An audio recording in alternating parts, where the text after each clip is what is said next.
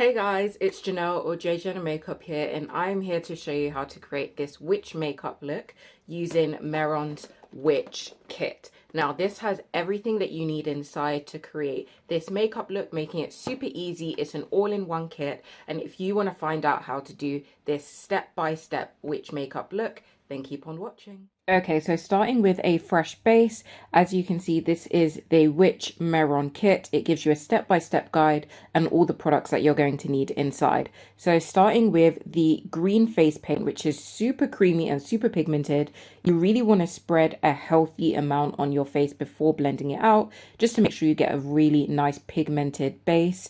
I then went in with the yellow to do a concealer, and then black for contour. Now what's really important is to use the green blending sponge to blend out your contour, just that it's not as harsh, before going in with the colorless powder to set your base. Now once your base is all set and prepped, we can move on to eyes, going back in with that black paint to smudge all over the eyes and then setting it with the colorless powder.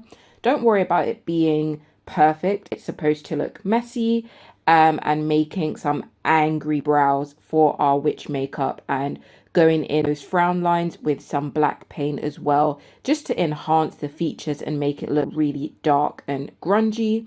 I also went in with some theatrics on the eyes and around the mouth as well, before going in with the pimple on the top lip.